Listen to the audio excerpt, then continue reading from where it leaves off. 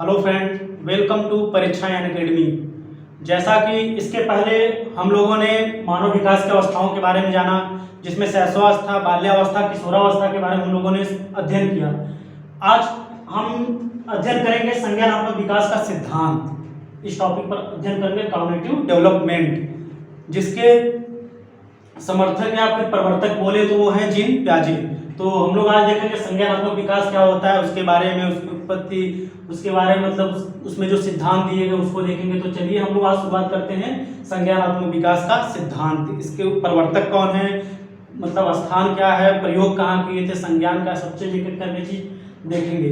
तो संज्ञानात्मक विकास क्या होता है उसके बारे में, मतलब संज्ञान से ही मतलब लिया गया है, मतलब जो चीज मतलब सोचते हैं या करते हैं बच्चे, उसके बारे में ही इसमें बताया गया है। तो चलिए सर्वप्रथम शुरुआत करते हैं इसकी कि मतलब इसके प्रवर्तक कौन है और वो कहाँ के रहने वाले हैं, उन्होंने क्या क्या चीजें बताई हैं, उसके बारे में करके हम लोग देखते हैं। तो हम लोग देखेंगे सर्वप्रथम प्रवर्तक। प्रवर्तक आप लोग को जैसा कि पता भी होगा कि काफी मतलब बहुत चर्चित इनका ये सिद्धांत है, काफी चर्चित सिद्धांत है, जो कि परीक्षा में हर पेपर में, हर परीक्षा में ये पूछा जाता है, कंफर्म रहता है कि इससे क्वेश्चन आना ही आना है। तो जैसा करके, क्योंकि इसमें जो पॉइंट दिए हैं पॉइंट बहुत ही इंपॉर्टेंट है, बहुत ही महत्वपूर्ण है परीक्षा की दृष्टि से। तो चलिए हम लोग एक करके देखते हैं इसको। तो सर्वप्रथम हम लोग देखेंगे प्रवर्तक। प्रवर्तक आप जानते हैं इसके प्रवर्तक हैं जीन प्याजे।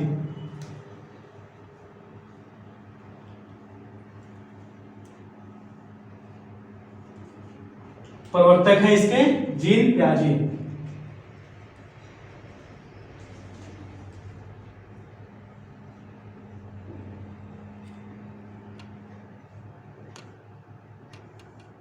जीन प्याजे।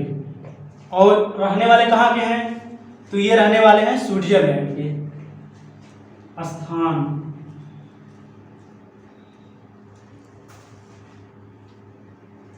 स्विट्जरलैंड।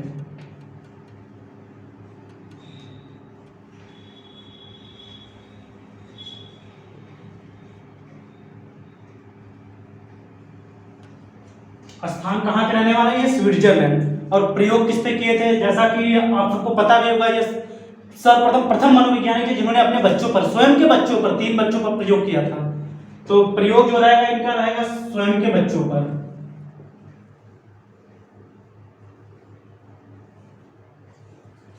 प्रयोग है स्वयं के बच्चों पर।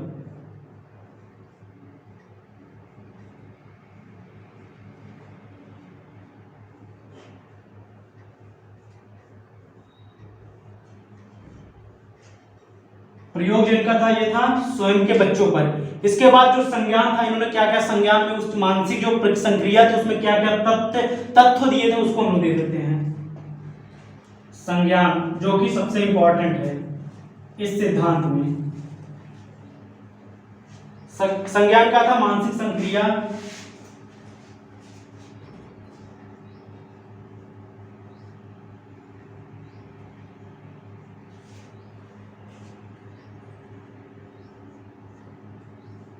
मानसिक संक्रिया जिसमें आता है आपका तर्क, चिंतन, कल्पना, स्मृति, विस्मृति। तर्क, चिंतन, कल्पना, स्मृति और विस्मृति।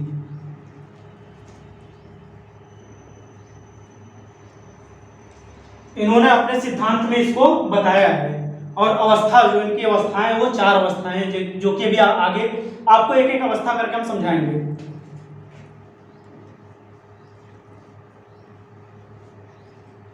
अवस्थाएं कितनी थी, 4 अवस्थाओं में बांटा था अपने सिद्धांत को।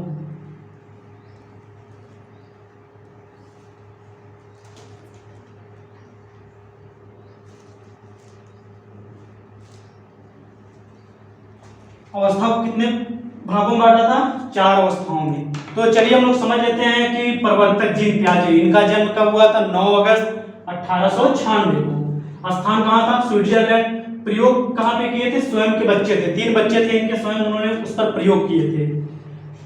इसके बाद संज्ञान, संज्ञान में क्या था, मानसिक संक्रिया में इन्होंने क्या किया, उसमें तत्व प्रस्तुत किए, तर्क, चिंतन, कल्पना, स्मृति और विस्मृति।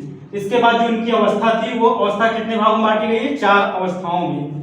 और इनके सिद्धांत को उपनाम देख लेते हैं, जिसमें कहा गया है, बताया गया है कि सिद्धांत को उपनाम क्या क्या होता है, जो कि मतलब बहुत लोग इसको इस चीज को नहीं बताते, लेकिन हम उस चीज को आपको बता रहे हैं, जिसमें सिद्धांत का नाम है अवस्था का सिद्धांत और विकासात्मक सिद्धांत।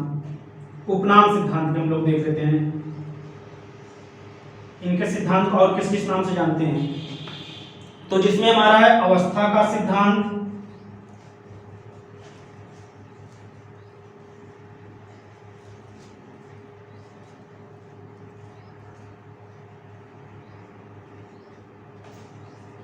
अवस्था का सिद्धांत और विकासात्मक सिद्धांत। विकासात्मक सिद्धांत,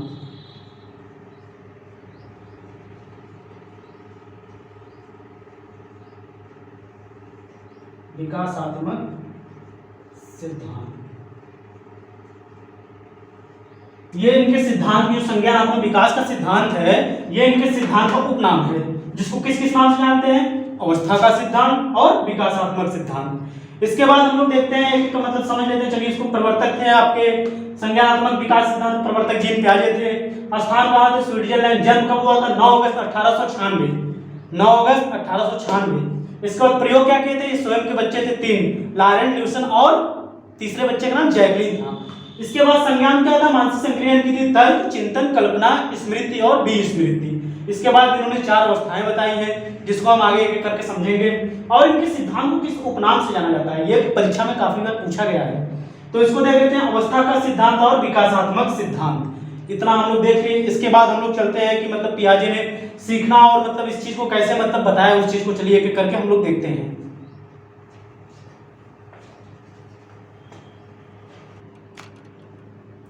चलिए इसके बाद देखते हैं पियाजे ने क्या है। पियाजे के अनुसार सीखना क्रमिक व आरोही, निम्नतर से उच्चतर तथा गुणात्मक प्रक्रिया होती है। पियाजे के अनुसार सीखना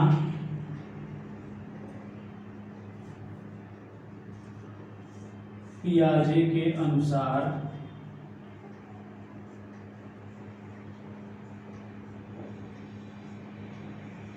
पियाजे के अनुसार सीखना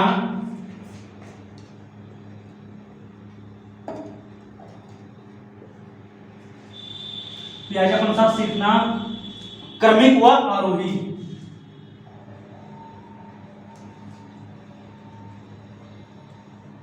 क्रमिक व आरोही, जिसे हम लोग कह सकते हैं निम्नतर से उच्चतर, निम्नतर से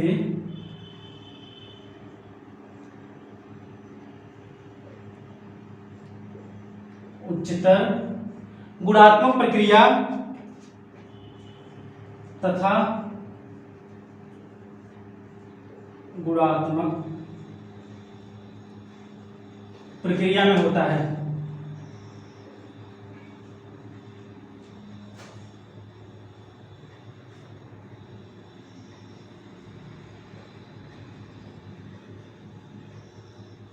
तो पियाजे के अनुसार सीखना क्या होता है, क्रमिक व आरोही।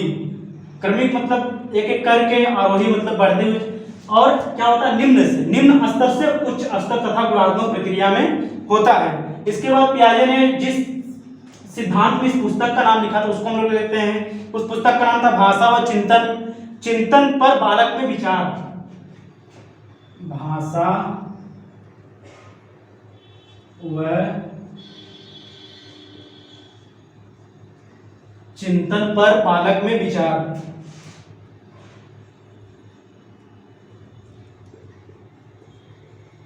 बालक में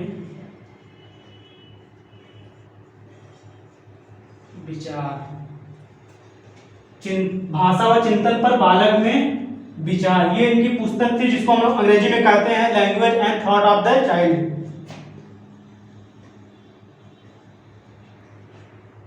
लैंग्वेज एंड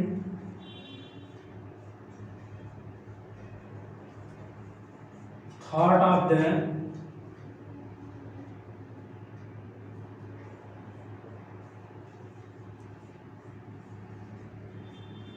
चाइल्ड। ये इनकी पुस्तक आई थी 1923 ईस्वी में, 1923 में। इनकी पुस्तक का नाम, जिसमें इन्होंने इस सिद्धांत को संज्ञानात्मक विकास के सिद्धांत को दिया था, जिसमें हम लोग कहते हैं भाषा व चिंतन पर बालक में विचार, language and thought of the child. इसके बाद इनकी और भी पुस्तक है जिसको हम लोग देख लेते हैं, अदर बुक में करके देख लेते हैं, जो परीक्षा में पूछी जाती है। Other book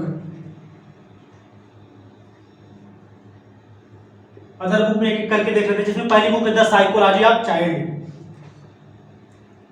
the psychology of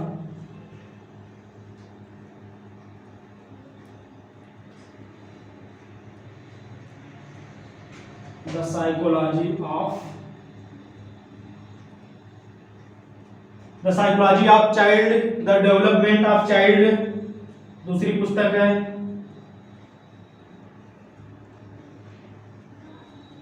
the development of child। इसके बाद the psychology of intelligence,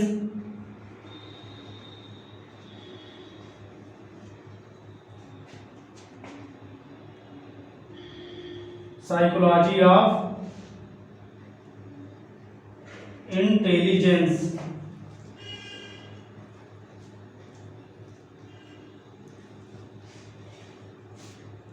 ये इनकी पुस्तक का नाम है, जिन्होंने मतलब जिन पियाजे की पुस्तक नाम। सर्वप्रथम होते हैं पियाजे के अनुसार सीखना क्या होता है, कर्मी को आरोही निम्नतर से उच्चतर तक गुणात्मक प्रक्रिया में होता है। इनकी पुस्तक का नाम था जिसमें इन्होंने इस सिद्धांत को दिया था, पुस्तक का नाम था इनकी जिसमें इन्होंने सिद्धांत को दिया था, उस पुस्तक का नाम था क्या, भाषा व चिंतन पर बालक में विचार, जिसको हम लोग कहते हैं language and thought of the child, language and thought of the child. इनकी अदर पुस्तक का नाम देख लेते हैं, बुक का नाम देख लेते हैं, the psychology of child, the development of child, psychology of intelligence. तो ये थे मतलब जिन प्यारे। इसके बाद चलिए हम लोग एक एक करके आगे देखते हैं। तो इसके बाद चलिए हम लोग देखते हैं। इन्होंने कहा है कि इनका मानना था कि उम्र बढ़ने के साथ साथ बच्चे के कार्य करने ढंग और सोचने के तरीकों क्या होता है, परिवर्तन होता है। उम्र बढ़ने, इनका मानना था कि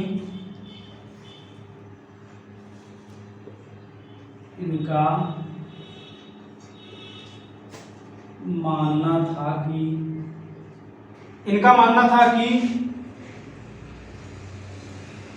बच्चों में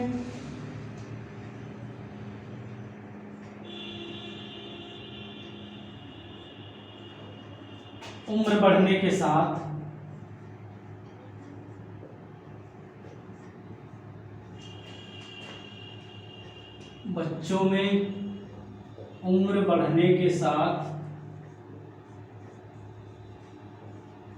उम्र बढ़ने के साथ सोचने, कार्य करने के ढंग,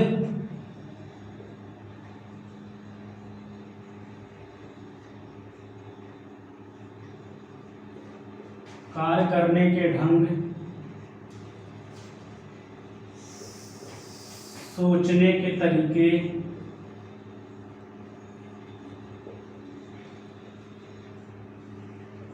कार्य करने के ढंग, सोचने के तरीकों में परिवर्तन होता है।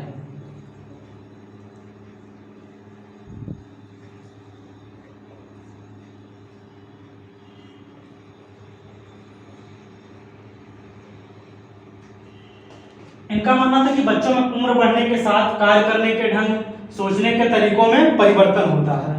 इसके बाद इन्होंने कहा है कि बालक वातावरण के साथ संबंध बताते हुए अपनी सोच या समझ को क्या करता है, विकास करता है। बालक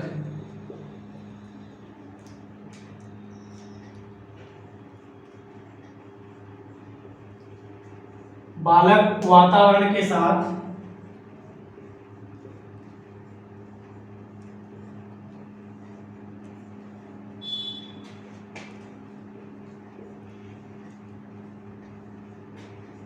संबंध बताते हुए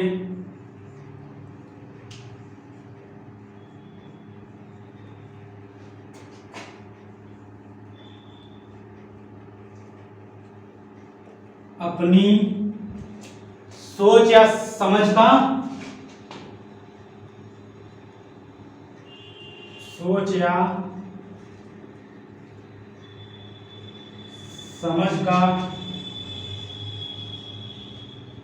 विकास करता है।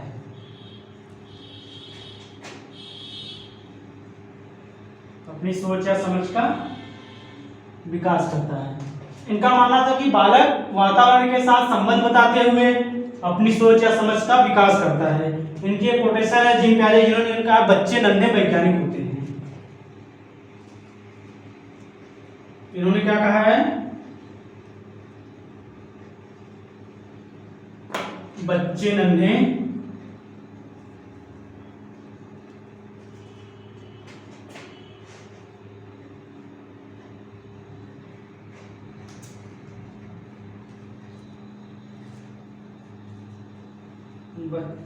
वैज्ञानिक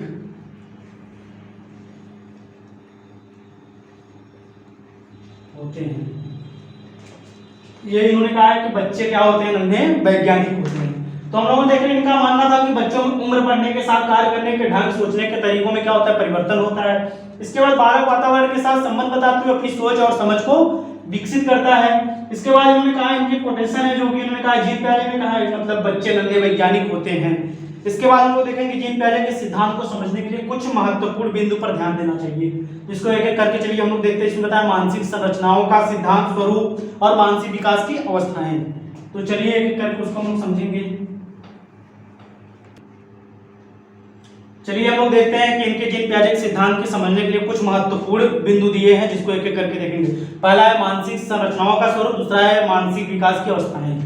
पहला हमारा रहेगा बिंदु में क्या रहेगा, पहला हमारा रहेगा कि मानसिक विकास, मानसिक संरचनाओं का स्वरूप, मानसिक संरचनाओं का स्वरूप।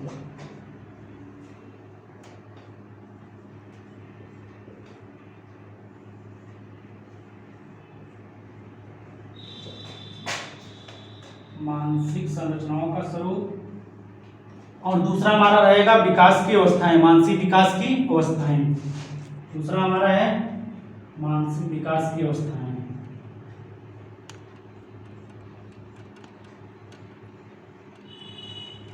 मानसिक विकास की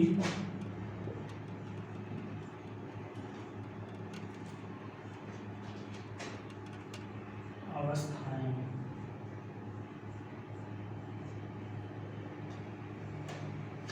ये इनके महत्वपूर्ण कुछ बिंदु थे जिसके बारे में उन्होंने देखा। मतलब पहला हमारा है मानसिक संरचनाओं का स्वरूप, दूसरा हमारा मानसिक विकास की अवस्थाएं। तो चलिए हम सर्वप्रथम देखते हैं मानसिक संरचनाओं का स्वरूप क्या होता है, उसमें क्या क्या आता है। तो हम लोग देखेंगे मानसिक संरचनाओं का स्वरूप।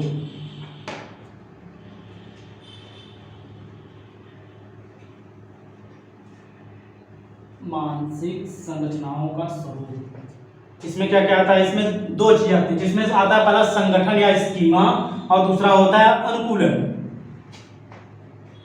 पहला हमारा आएगा संगठन या जिसे स्कीमा कहते हैं,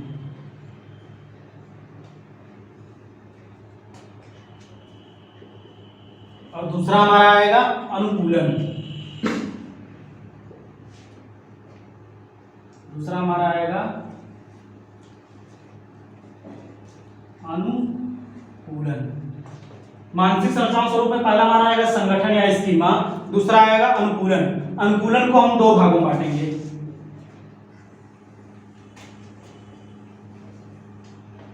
अनुकूलन को हम लोग क्या करेंगे, दो भागों में बांटेंगे, जिसमें हमारा पहला रहेगा आत्मसातीकरण।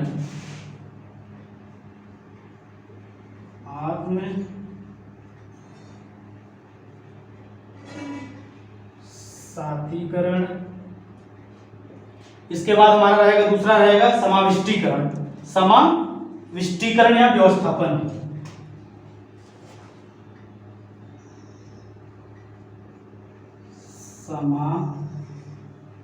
समाविष्टीकरण या इसी को हम लोग क्या कहते हैं, व्यवस्थापन।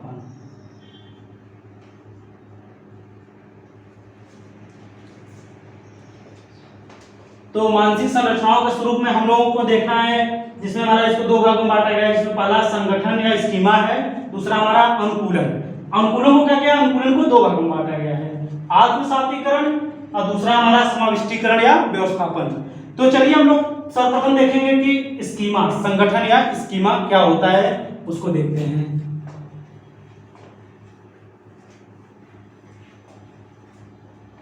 संगठन या स्कीमा क्या होता है उसको हम लोग देखते हैं। तो हम लोग देखते हैं स्कीमा।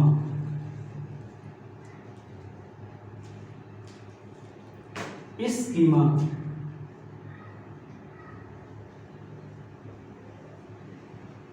देखेंगे सब हम लोग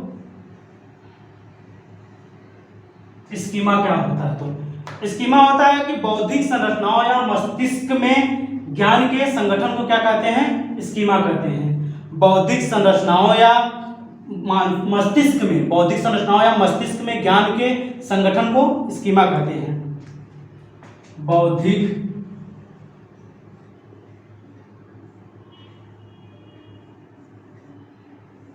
बौद्धिक संरचनाओं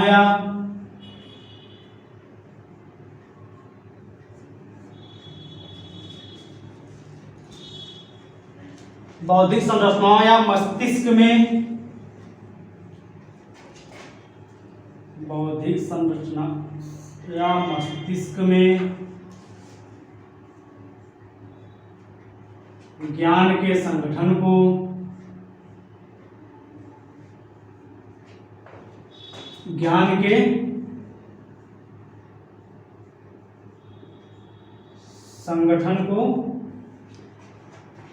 स्कीमा कहते हैं।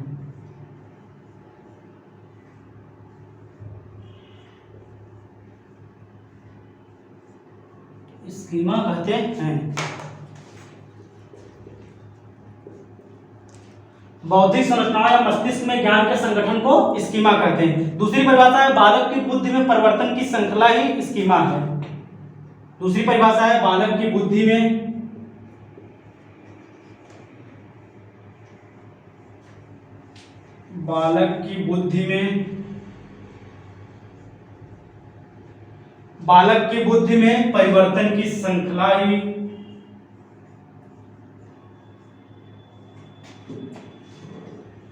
परिवर्तन की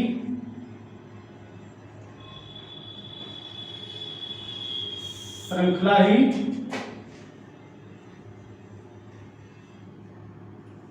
स्कीमा है। तो स्कीमा को हम लोग समझ लेते हैं। स्कीमा क्या होता है? स्कीमा क्या होता है? बौद्धिक संरचनाओं या मस्तिष्क में ज्ञान के संगठन को स्कीमा कहते हैं। दूसरी परिभाषा हमारा बालक की बुद्धि में परिवर्तन की श्रृंखला ही स्कीमा है। जैसा कि इसके उदाहरण से हम लोग समझ लेते हैं। इस उदाहरण से एक बालक जो होता है वो एक पक्षी देखता है, अपने पापा से पूछता है कि पापा ये क्या चीज है, तो उसके पापा कहते हैं ये बेटा ये कौवा है। तो वो ठीक है कौवा है मान लेता है, उसके पापा कहते हैं कौवा है। दूसरे दिन वो एक और पक्षी देखता है जिसका नाम होता है कबूतर। तो फिर वो सोचता है, फिर पापा से पूछता है कि पापा मतलब ये कबूतर है, तो कबूतर को क्या समझता है? वो कौवा समझता है, क्योंकि कबूतर के पास भी पैर होते हैं, आंख होती है, चोंच होती है। तो वही कहा गया है कि बौद्धिक संरचनाओं में मस्तिष्क में ज्ञान के संगठन क्या होता है? मस्तिष्क के ज्ञान में क्या होता है? स्कीमा, मतलब एक स्कीम बन जाता है। और बालक की बुद्धि में परिवर्तन की श्रृंखला एक करके होती है, उसे ही क्या कहते हैं? स्कीमा कहते हैं। इसके बाद हम लोग देखेंगे दूसरा हमारा है अनुकूलन। अनुकूलन क्या होता है? चलिए इसके बाद हम लोगों ने पहला देखा स्कीमा या संगठन, उसी में हमारा दूसरा है अनुकूलन। अनुकूलन क्या होता है?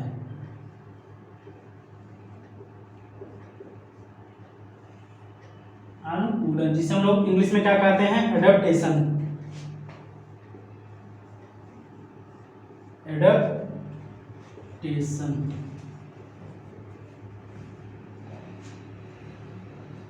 तो अनुकूलन क्या होता है? अनुकूलन वह प्रक्रिया जिसके द्वारा व्यक्ति पूर्व ज्ञान तथा नवीन अनुभव के मध्य संतुलन स्थापित करता है। अनुकूलन क्या होता है? अनुकूलन वह प्रक्रिया है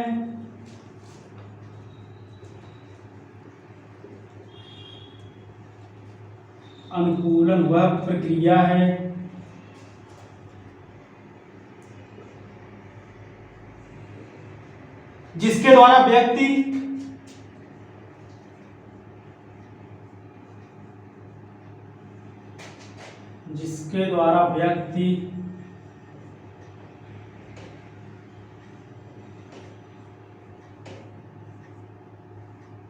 व्यक्ति पूर्व ज्ञान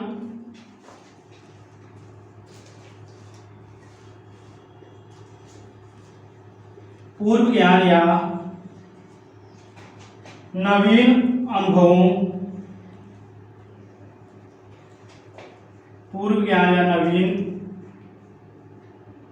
अनुभवों के मध्य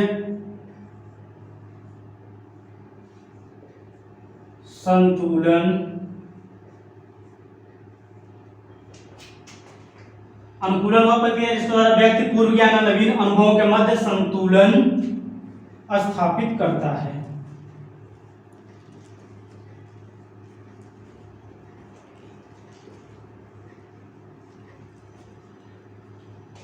संतुलन स्थापित करता है। अनुकूलन वह प्रक्रिया जिसके द्वारा व्यक्ति पूर्व ज्ञान या नवीन अनुभवों के मध्य संतुलन स्थापित करता है। अनुकूलन को और हम लोग मतलब अपने भाषा में जान सकते हैं कि जिस अनुकूलन हुआ होता है, जिस वातावरण में हम रहते हैं उसके अनुसार अपने को ढाल लेते हैं, उसको भी हम लोग क्या कहते हैं, अनुकूलन कहते हैं। तो अनुकूलन में हम लोगों ने दो चीजें पढ़ी थी, जिसमें हमारा पढ़ा था आत्मसातीकरण जिसे एसिमिलेशन कहते हैं, दूसरा हमारा था समाविष्टीकरण जिसे हम लोग क्या कहते हैं, एकोमोडेशन कहते हैं। तो चलिए हम लोग देखते हैं आत्मसातीकरण और एकोमोडेशन क्या होता है। अनुकूलन के अंतर्गत हम लोग देखेंगे आत्मसातीकरण और एकोमोडेशन, समाविष्टीकरण। तो चलिए हम लोग सर्वप्रथम देखेंगे आत्मसातीकरण। पहला हमारा रहेगा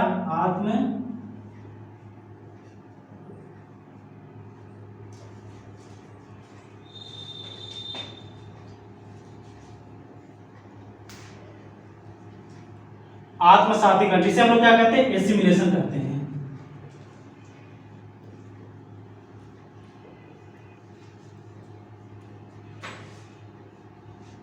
क्या कहते हैं, एसिमिलेशन। तो चलिए समझ लेते हैं आत्मसातीकरण क्या होता है।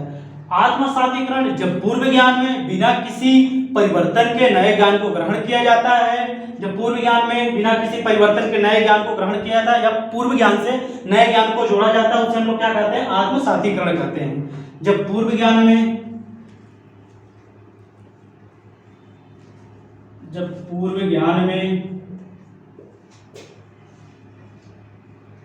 बिना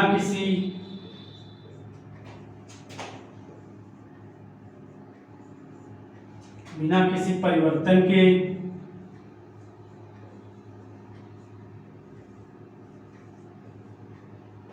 जब पूर्व ज्ञान में बिना किसी परिवर्तन के नए ज्ञान को ग्रहण किया जाता है,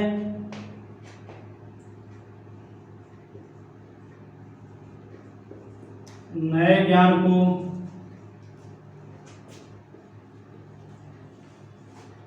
ग्रहण किया जाता है,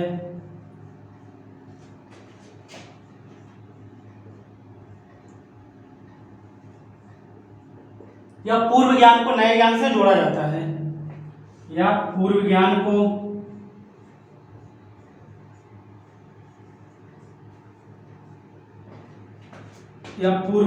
नए ज्ञान से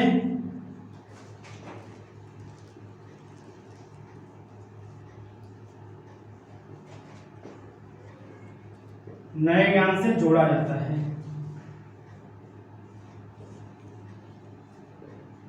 उसे हम लोग क्या कहते हैं, आत्मसातीकरण। आत्मसातीकरण का अर्थ होता है आत्मसात। आत्मसात क्या होता है, किसी चीज को आत्मसात मतलब ग्रहण करना या उसको याद करना।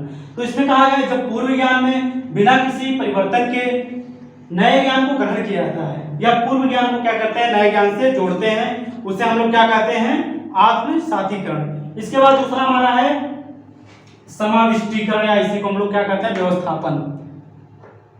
समाविष्टीकरण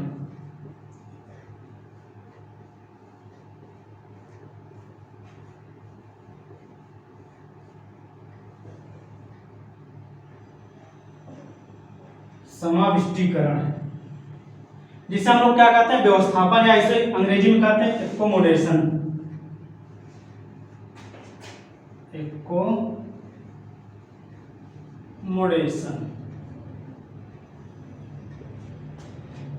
तो हम लोग समाविष्टीकरण के बारे में जानकारी हासिल कर लेते हैं। समाविष्टीकरण क्या होता है? समाविष्टीकरण में क्या होता है? जब पूर्व जानकारी में बिना किसी परिवर्तन के नए जानकारी को ग्रहण किया जाता है, या फिर कह सकते हैं स्कीमा में जो परिवर्तन होता है उसे क्या कहते हैं? समाविष्टीकरण। जब पूर्व जानकारी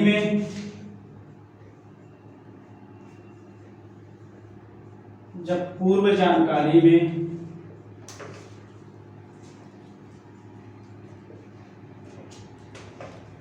बिना किसी परिवर्तन के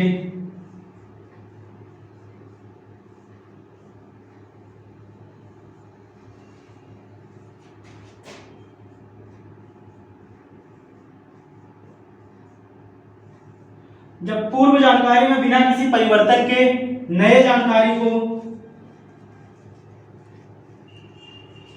नई जानकारी को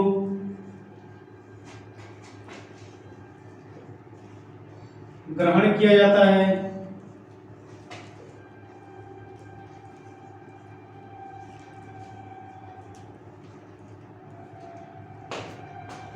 जाता है, या स्कीमा में जो परिवर्तन होता है, स्कीमा में जो परिवर्तन होता है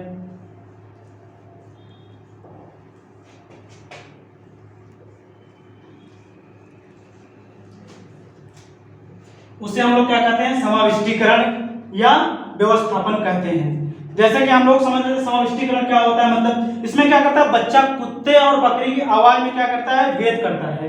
कुत्ते और बकरी की आवाज में क्या करता है? इसके एग्जांपल उदाहरण को ले लेते हैं कि समाविष्टीकरण क्या होता है। तो बालक क्या करता है? जो बच्चा होता है क्या कुत्ते और बकरी की आवाज में भेद मतलब करता है। इसकी आवाज जो होती है समाविष्टीकरण या नवीन ज्ञान कहलाती है। जो उसकी आवाज होती है, जो भेद करता है, उसकी जो आवाज होती है उसे क्या कहते हैं? मतलब समाविष्टीकरण या नवीन ज्ञान।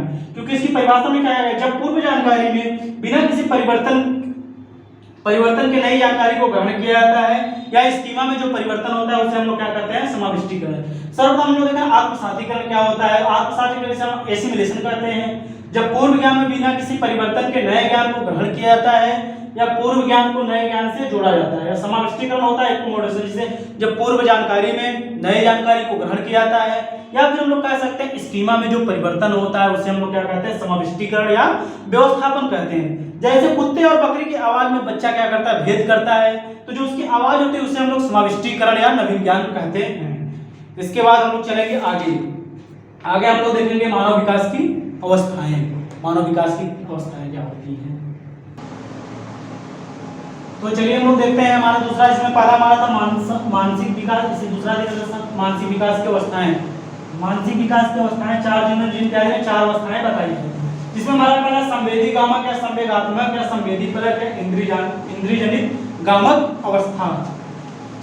जिसमें हमारा पहला संवेदी गामक, संवेगात्मक, संवेदी परक, इंद्रियजनित गामक अवस्था। इसको अन्य नामों से जानते हैं, जिसको हम लोग कहते हैं इसमें सेंसरी मोटर स्टेज। ये चलती है कितना? जन्म से 2 वर्ष तक। इससे काफी बार परीक्षाओं में प्रश्न पूछे जाते हैं, जो कि कोई भी एग्जाम हो उसमें प्रश्न ये पूछे गए हैं। दूसरी हमारी है प्राक या पूर्व संक्रियात्मक अवस्था, जिसे हम लोग कहते हैं प्री ऑपरेशनल स्टेज। ये कितने चलती है? 2 से 7 वर्ष तक।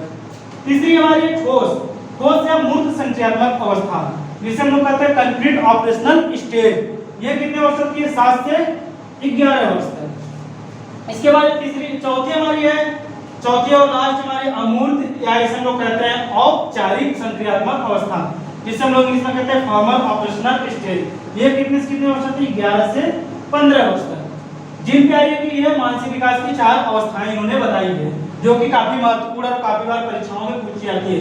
संवेदी परक, संवेगात्मक, संवेदी परक, इंद्रियजनित गामक अवस्था में जैसे इसमें बालक क्या करता है? वस्तु की पहचान करता है और अपने इंद्रियों के द्वारा उसको उस चीज को करता है, और उसकी कर्म इंद्रियां जो होती है उसके द्वारा इसमें कार्य को करता है। और क्या है? शिशु जो होता है थोड़ा चतुर बन जाता है, और अंकुरण और स्मृति तीव्र होती है, और कोई भी कार्य उच्चतर कार्यों को करने की कोशिश करते हैं। और इसमें क्या होता है कि इसमें लगभग 1.5 वर्ष की आयु में बालक क्या करता है? किसी कार्य को करने से पहले सोचना प्रारंभ कर देता है। और इसमें होता है कि मतलब कि जो होता है कि बालक वस्तु अस्थायी का परिवर्तन करता है, और इसको 6 भागों में बांटा गया है। दूसरा हमारा प्राक या पूर्व संक्रियात्मक अवस्था, प्राक या पूर्व संक्रियात्मक अवस्था के अंतर्गत हम लोग दो चीजों को देखेंगे, जिसमें हमारा पहला प्राक या पूर्व प्रत्यात्मक काल, दूसरा अंतर्देशीय आंतपरक काल, जो कि करता है पूर्व प्रत्यात्मक काल हमारा चलता है 2 से 4 वर्ष तक, और उसमें आंतपरक काल चलता है 4 से 7 वर्ष तक। तो इसमें हम लोग पूर्व संक्रियात्मक अवस्था में दो चीजों को देखेंगे। तीसरा हमारा ठोस या मूर्त संक्रियात्मक अवस्था। ठोस या मूर्त संक्रियात्मक अवस्था में हम लोग देखेंगे जिसमें बालक क्या करता है, अपने आसपास की वस्तुओं का अवलोकन करता है और चिंतन करता है, और इसमें क्या होता है कि पलटावी गुण जो कि पूर्व में नहीं आते उसके मानस पटल इसमें आ जाते हैं। इसमें क्या करता है, बालक संक्रियाओं गणित संक्रियाओं का अध्ययन करता है, उसको सीखता है, और संरचना विलोमिता का और इसमें गुणिता नामक दो गुण पाए जाते हैं। इसके बाद मूर्त संक्रिया में बालक क्या करता है कि इसमें बाह्य जगत से संबंध स्थापित करता है। इसके बाद चौथा हमारा अमूर्त या औपचारिक संक्रियात्मक अवस्था, जिसको हम लोग कहते हैं फॉर्मल ऑपरेशनल स्टेज, जो चलता है हमारे 11 से 15 वर्ष तक। इसमें क्या करता है, बालक में इस बालक के चिंतन में क्या होती है, पूर्ण रूप से क्या होती है, क्रमबद्धता आ जाती है। बालक और बालिकाएं जो कुछ भी सीखते हैं या सोचते हैं वो क्या होता है, काल्पनिक करके परिवर्तन करके उस चीज को हल करते हैं, जिसमें अमूर्त चिंतन का विषय होता है, भाषा का चरण परिकल्पना का विकास होता है, और समस्या समाधान करने की योग्यता इसमें विकसित हो जाती है। तो ये थे मतलब मानव विकास की 4 अवस्थाएं, जिसमें हम लोग एक करके देखे। इसके बाद आज के लिए बस इतना ही, मतलब इस वीडियो मतलब इसको देखेंगे, मानव विकास की 4 अवस्थाओं को ही हम लोग देखेंगे। इसके बाद अगले वीडियो नेक्स्ट वीडियो में हम लोग देखेंगे, इसमें एक एक करके इसके बारे में, इसके अंदर हम लोग समझेंगे कि मानव विकास की अवस्थाओं को कैसे, मतलब किस अवस्था में क्या चीजें होती हैं उसको हम लोग देखेंगे। तो आज के लिए बस इतना ही। अगर हमारा चैनल पसंद आ रहा है तो उसे लाइक करें, सब्सक्राइब करें, और जो कोई भी क्वेश्चन मतलब डाउट हो आपको, आप कमेंट सेक्शन में पूछ सकते हैं। आप सभी का बहुत बहुत धन्यवाद।